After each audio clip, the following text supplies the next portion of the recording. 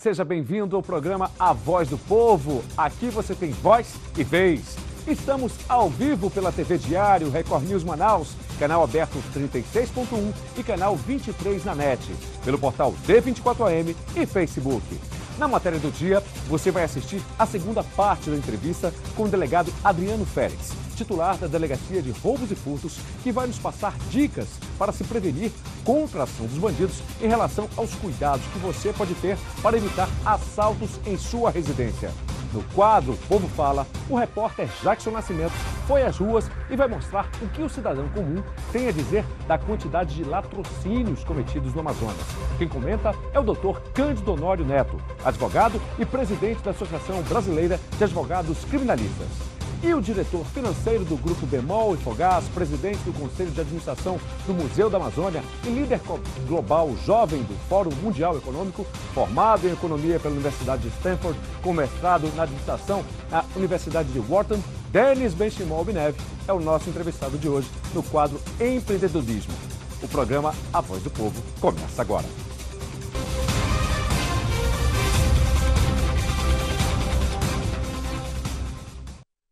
Veja agora os destaques do jornal Diário do Amazonas desta quinta-feira, 20 de julho de 2017. Justiça pede R$ 468 mil para libertar o líder da Maus Caminhos. Corpo de homens são encontrados em porta-malas do carro na zona leste de Manaus. Vamos saber mais detalhes dessas notícias. Justiça cobra 500 salários mínimos para soltar o líder da Maus Caminhos. Em setembro de 2016, na administração de José Melo, uma operação especial desbaratou uma organização criminosa. E o ministro do Supremo Tribunal Federal, Dias Toffoli, determinou um inquérito contra Omar Aziz. Corpo de 2 homens são encontrados em porta-malas. O garçom Ivanei Vieira e Lucas Alves foram encontrados amarrados dentro de um porta-malas de um carro no bairro Jorge Teixeira. O carro pertencia ao garçom e ambos não tinham antecedentes criminais. Segundo a polícia, ainda não foram identificadas as testemunhas ou as câmeras de monitoramento no local. Gente, essa semana a segurança pública é tema do nosso programa.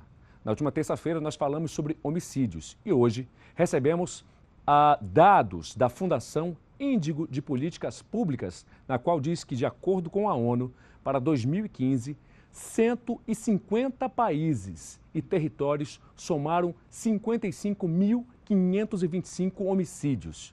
E o Brasil, sozinho, somou 55.574 homicídios. Lembrando que amanhã o tráfico de drogas será o tema do nosso programa. Segundo especialistas, boa parte dos homicídios tem relação com o tráfico de drogas. Em nossos estúdios, eu apresento o Dr. Cândido Honório Neto, advogado criminalista, presidente da Associação Brasileira de Advogados Criminalistas. Seja muito bem-vindo, doutor. Muito obrigado, Meike. Muito obrigado ao público que o assiste. É uma grande honra, uma grande satisfação poder colaborar, mesmo que minimamente, com esse debate. Ok. Bem, nós vamos apresentar agora uma matéria que foi feita com o delegado Adriano Félix, que é o delegado titular da Delegacia de Roubos e Furtos, que vai nos passar dicas de como se prevenir contra assaltos em sua residência. Confira. Doutor, vamos assistir a matéria, por favor? O Amazonas registra um fenômeno social jamais visto na história em relação aos números da segurança pública.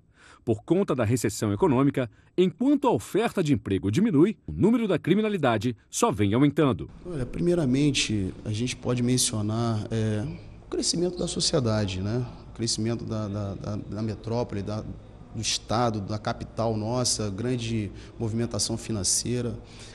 Grande índice de pessoas viciadas em drogas, né, que não têm um emprego, não têm uma educação pertinente, acaba tendo essa facilidade de adentrar o mundo do crime.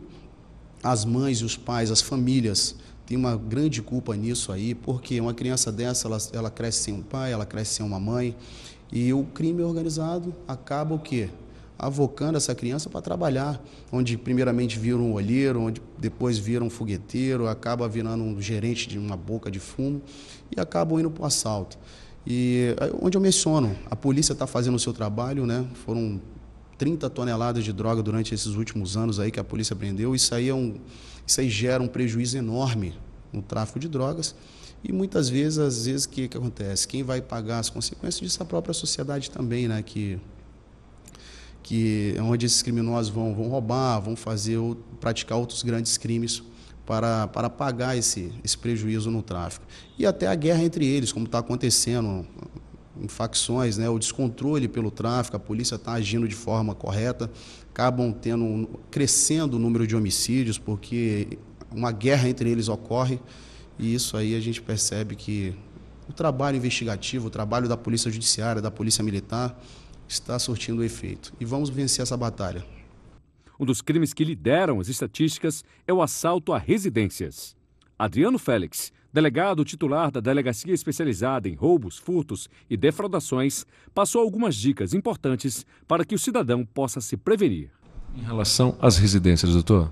As residências, também o trabalho preventivo é muito importante. A gente percebe quando organizações ou associações criminosas agem em roubos a residências, a vulnerabilidade das vítimas de que maneira? A desatenção das vítimas no momento que chegam na residência, depois das 10 horas da noite, principalmente em horários mais elevados, ou durante a manhã, na hora que vão sair para o trabalho. Acabam demorando dentro dos veículos, acabam demorando no fechamento dos portões, não comunicam os pais ou a mãe a respeito da situação, ou vice-versa, o pai, no momento que vai chegando, comunica familiares que está chegando, porque caso venha ser alvo, a família que está dentro da residência pode comunicar a polícia no 190, ligando rápido e evitando que esse crime se perpetue por horas e horas, deixando essas famílias reféns. Então, as medidas preventivas é muito importante nessas residências, como também câmeras de vigilância, cercas elétricas, tudo isso vai evitar com que esses criminosos ajam, porque antes de agir na residência, ele vai perceber que é uma residência onde tem uma vigilância adequada, onde futuramente a Polícia Judiciária vai poder fazer o trabalho investigativo e poder identificar esses infratores. Então, são medidas preventivas importantíssimas para a comunidade. Doutor Cândido, qual é o seu comentário em relação ao que o senhor acabou de assistir?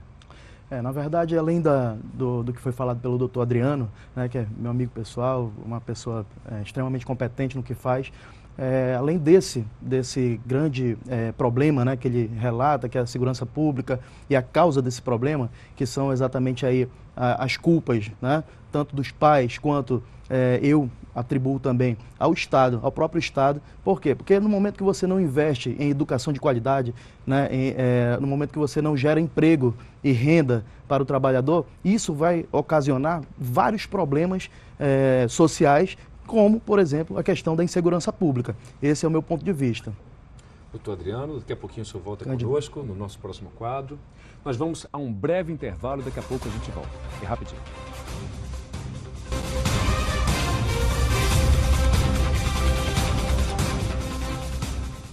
Chegou a hora de conferir a voz que vem das ruas, onde o repórter Jackson Nascimento conversou com populares sobre o aumento do número de latrocínios cometidos no estado do Amazonas. Nós temos aqui em nossos estúdios a presença do doutor Cândido Honório Neto, que é o presidente da Associação Brasileira de Advogados Criminalistas. Doutor Cândido, vamos assistir? Pessoal de casa, vamos conferir.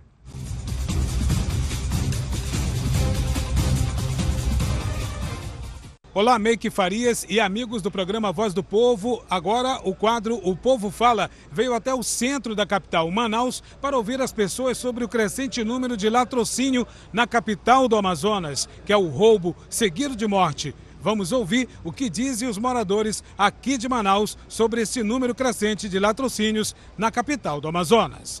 Eu vejo de perto, eu moro próximo a um terminal lá no conjunto da Juricaba, do 209, e há mais ou menos um mês um ladrão foi pego roubando, ele roubava constantemente lá e aí colocaram alguém para investigar e esse rapaz ele foi morto.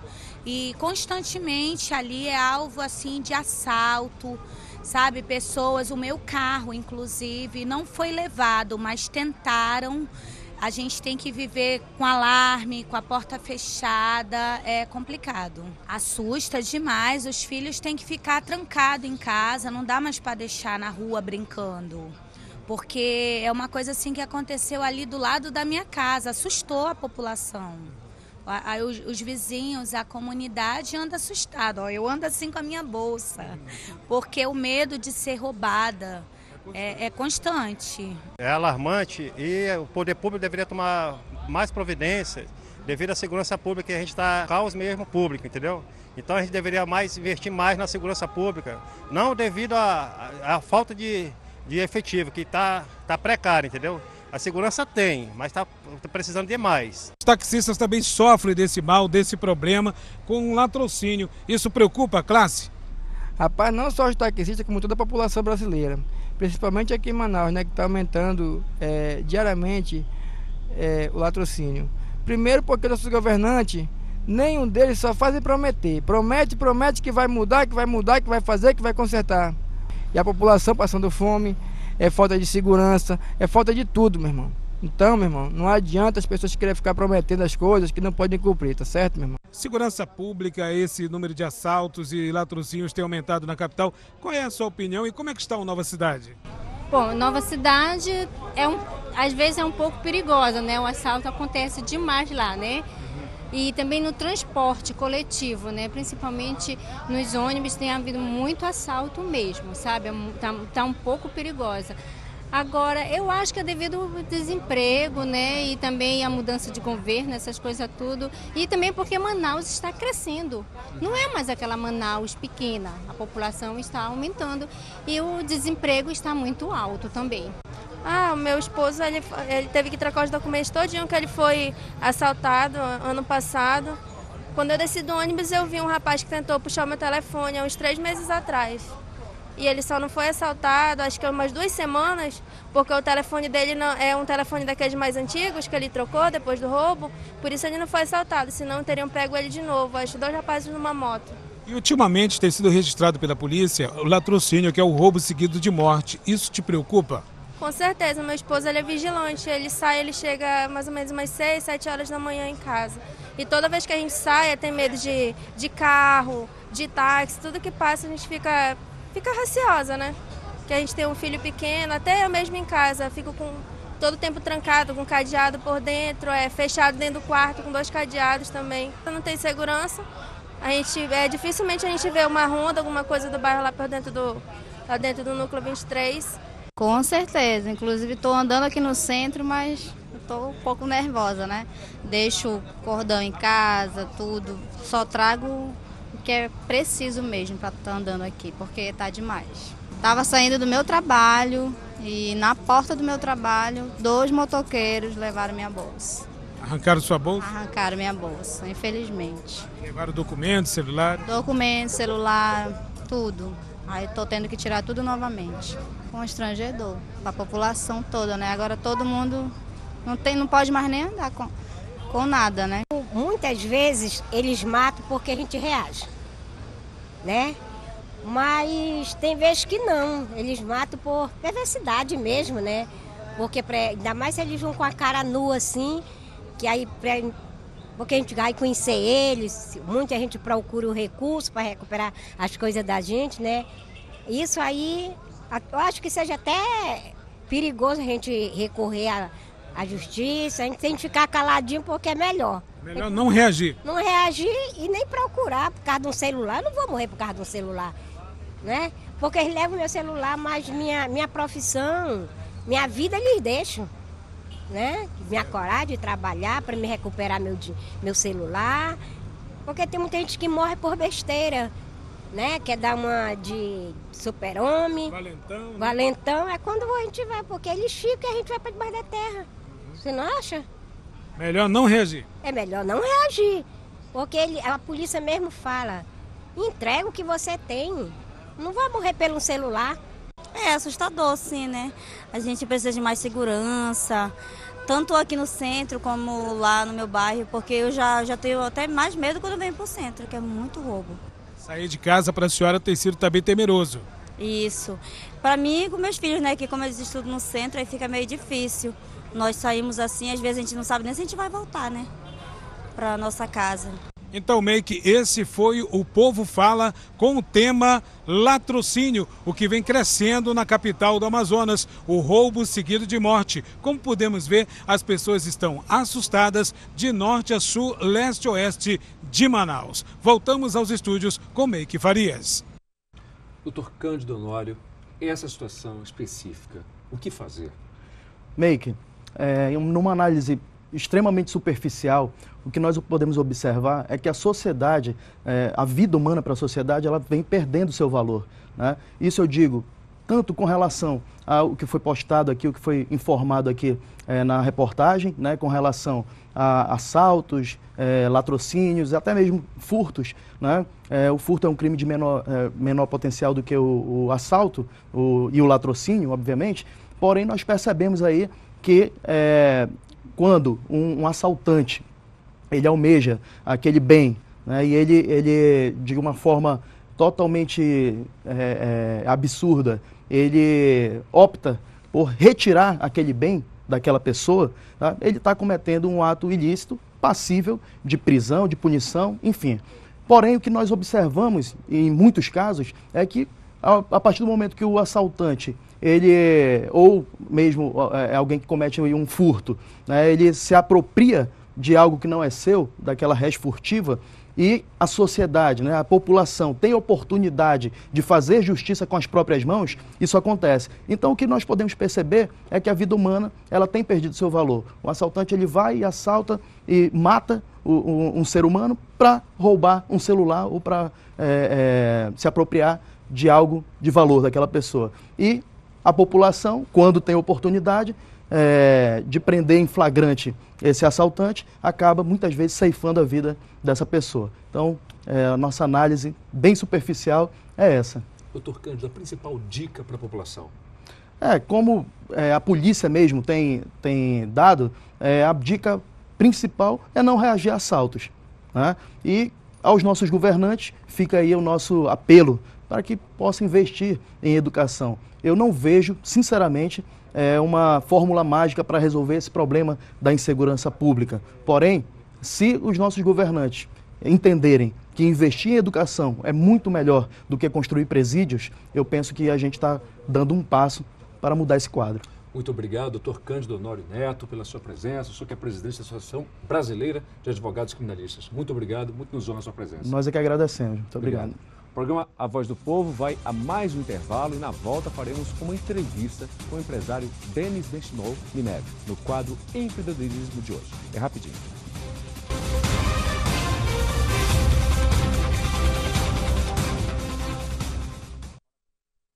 Nosso entrevistado de hoje no quadro Empreendedorismo será o diretor financeiro do Grupo Bemol e Fogás, presidente do Conselho de Administração do Museu da Amazônia e líder global jovem do Fórum Mundial Econômico, formado em Economia pela Universidade de Stanford, com mestrado em Administração da Universidade Wharton. Denis Benchimol Minev é o nosso entrevistado de hoje no quadro Empreendedorismo. Seja muito bem-vindo, Denis. Bem, e o mais importante, vamos conferir a vinheta do programa agora?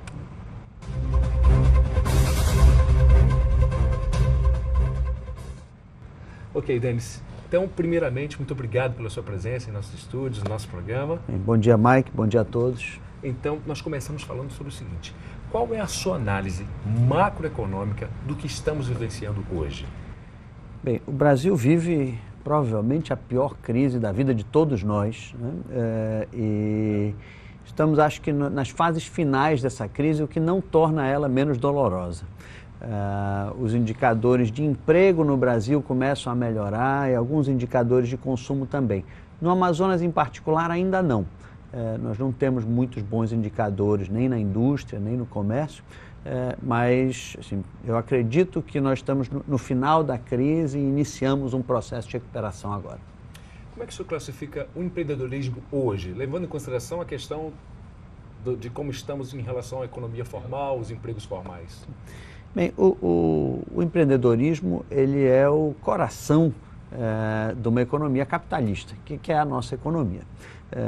O empreendedorismo é como você gera riqueza, né? Novas pessoas tendo novas ideias e investindo e lutando para construir novas empresas, sejam elas empresas pequenas, que podem vir desde um pequeno restaurante ou uma mercearia, às grandes empresas. Todas elas começaram pequenas, né? Você vê monstros mundiais como a Honda ou a Samsung todas elas começaram da ideia de alguém que, eu vou pensar em construir um carro, uma moto, ou o que quer que seja. Então, sim, o Japão, por exemplo, se enriqueceu com empresas como Honda, como Toyota, de empreendedores. Nós precisamos também fazer o mesmo. Juntamente, aproveitando esse gancho, por favor, Denis, as principais dicas, as suas principais dicas para quem se vê como empreendedor. Veja, o primeiro item é ter um pouco de paciência, principalmente os mais jovens, para conhecer bem o mercado. Né? O mercado ele tem muitas oportunidades, mas ele não é simples. Né? Então tem muita gente que pensa, eu vou fazer um aplicativo, eu vou fazer alguma coisa diferente dos outros. É importante pesquisar e ir a fundo no entendimento da sua ideia. Acho que a maior parte dos empreendedores que eu vejo que não tem sucesso, eles fazem isso de forma um pouco assodada. Eu queria que o senhor classificasse agora, justamente nesse tema, essa questão de startups, doutor Denis, e mesmo os novos empreendedores, como é que acontece esse suporte? Veja, existem muitos tipos de startups e muitas condições, né? Eu participo desse ecossistema como um financiador em alguns casos. Aqui você tem processos, né? Então pessoas têm ideias e normalmente já começam a operar aquelas ideias e essas pessoas precisam de algum volume de investimento. Há várias fontes possíveis de investimento. Por exemplo, a fonte mais comum é o que se chama de amigos e família. Né? O seu pai provavelmente é uma pessoa que vai ter mais confiança em você do que um investidor que não lhe conhece bem. Patrocinador. Exato. Isso é comum, esse é um processo normal. Um pai, um tio, amigos, esse em geral é o processo inicial do empreendedorismo, se você não tiver os recursos para fazer você mesmo. Um segundo passo que é mais comum é você buscar investidores externos. Aí você tem, por exemplo, dois tipos de fontes mais comuns. São possivelmente, por exemplo, os bancos. Né? Os bancos, no Brasil, essa fonte ela não é tão bem desenvolvida, em parte porque as pessoas não têm muitas garantias a dar. Então, um exemplo, quem tem título da terra, em geral, consegue um financiamento muito mais barato, né, dando em garantia o seu terreno. Então, por isso, por exemplo, políticas do governo de concessão de títulos são tão importantes. Elas estimulam o empreendedorismo, é algo que você não está associando com o título da terra, mas está muito ligado, porque assim as pessoas conseguem empréstimos. E o outro são investidores, né, investidores anjo ou venture capital, né, que é um estágio mais avançado, quando a ideia já está bem mastigada, aquele empreendedor já está aprovado e aí você tem uma oportunidade de crescer. Como estamos no quesito sustentabilidade, Denis Mineve? Bem, esse é um tema importantíssimo do ponto de vista do Amazonas. Manaus tem vocação para ser o centro político, social e econômico da Amazônia. E quando eu falo Amazônia, eu me refiro à Amazônia incluindo os 9 países. Não estamos falando só de Brasil. E Manaus tem evoluído pouco, digamos, na captura dessa vocação. No quesito de sustentabilidade, por exemplo, nós não desenvolvemos ainda boas formas de empreender na floresta. Então, dá um exemplo, a madeira no Amazonas. A maior parte da madeira no Amazonas ainda é madeira ilegal. Isso quer dizer que nós fomos incapazes de desenvolver formas legais de tornar o processo de empreendedorismo simples. Então, por exemplo, as normas governamentais para você tirar fazer um projeto de manejo são muito complicadas.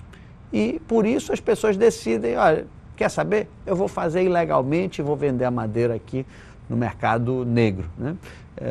Isso, obviamente, é muito pior, mas acho que a gente ainda não teve esse discernimento para desenvolver regras que sejam tão simples que os pequenos empreendedores possam se tornar legais e a partir daí crescer. Porque imagina, se você é ilegal, você pode ser pequeno, mas você não pode ter grandes áreas. Aí o governo, obviamente, vai prestar atenção.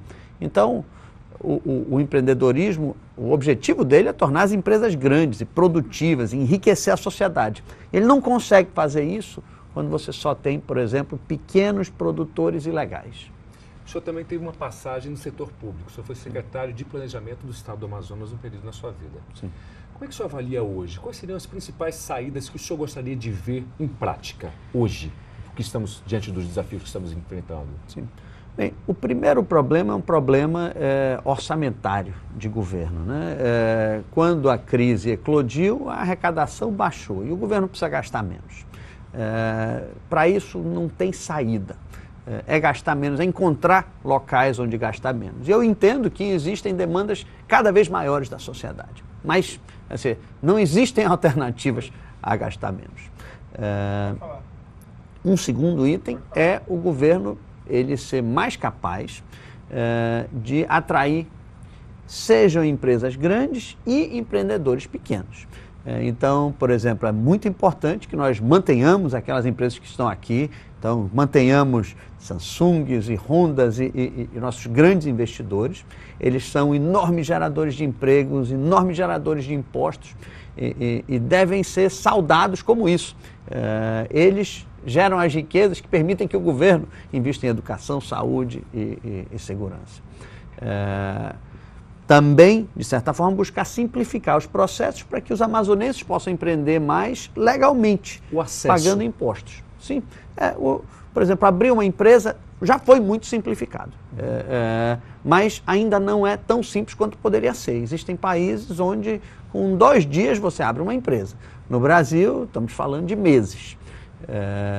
Também existem muitas licenças que são necessárias. Aqui existe um trabalho em todos os níveis, nível federal, estadual e municipal, para simplificar. Por exemplo, se você quer fazer uma obra é riqueza, é gente empregada, mas se eu preciso esperar 60 dias, 90 dias, 6 meses para obter uma licença para fazer uma obra, esses são os empregos que nesse período vão deixar de existir. E num momento de crise como esse, que nós estamos desesperados por empregos, seria muito importante tentar agilizar todos esses processos. E acho que nós temos feito avanços nessas áreas, mas ainda tem muito para melhorar. Enes Minério, vamos finalizar sua entrevista com um tema que é uma das suas paixões. Musa, Museu da Amazônia. E aí eu queria aproveitar esse gancho em relação à questão do nosso potencial turístico para essa área específica. Veja, o turismo é uma das áreas de grande potencial econômico, de empreendedorismo no Amazonas. O MUSA, o Museu da Amazônia, que eu convido todos a visitar, fica na Reserva Duque, está aberto todos os dias, um espaço. A intenção é que ele seja um museu sem paredes, né, onde a floresta é a exposição. Nós temos uma torre de 42 metros de altura, onde você consegue ver a cidade, consegue ver a floresta de cima. É muito bonita, tem muitos casamentos que são propostos lá. Queria encorajar a visita de todos. Nessa área de turismo, o Amazonas avançou, mas também é uma área que nós temos um grande potencial de crescimento. Aqui tem questões, por exemplo, ligadas à infraestrutura. Então, nosso aeroporto melhorou, mas existem ainda oportunidades de melhoria. Nossa infraestrutura na cidade de turismo, por exemplo, para visita ao Encontro das Águas ou atrações, ainda são poucas. O MUSA é uma delas, mas também nosso sonho é, por exemplo, ter um grande parque. Onde alguém no Rio Grande do Sul, quando imagine, olha, eu quero visitar a Amazônia, aquele lá é o lugar. Hoje não há esse lugar. Hoje, se você imagina, eu quero visitar a Amazônia, eu vou para a floresta, mas Manaus não consegue capturar tanto dessa atração. Por exemplo, um turista que vem a Manaus, em geral, ele passa um dia, que é o dia para ele pegar o translado para ir para a floresta. Nós precisamos tornar Manaus mais atraente. Além do Teatro Amazonas, além do Encontro das Águas, tem mais atrações para que o turista passe 2 dias e com isso nós consigamos gerar mais renda e mais oportunidades de empreendedorismo nessa área de turismo. Denis Mineve, muito obrigado pela sua participação no nosso programa. As portas desse programa estão abertas para você, para sua participação, principalmente para fomentar aí a geração de empregos em relação ao empreendedorismo. Seja muito bem-vindo. Obrigado. Muito obrigado pela entrevista. Obrigado. E o programa A Voz do Povo de hoje fica por aqui. Muito obrigado pela sua audiência e eu te convido para nos encontrarmos novamente amanhã, nesta sexta-feira, a partir das 11h30 da manhã, aqui, pela TV Diário, Record News Manaus, portal D24M e Facebook. E qualquer contato com a nossa produção pode ser feito pelo telefone 99148-8970. Repetindo, 99148-8970. Tchau, pessoal. Até amanhã.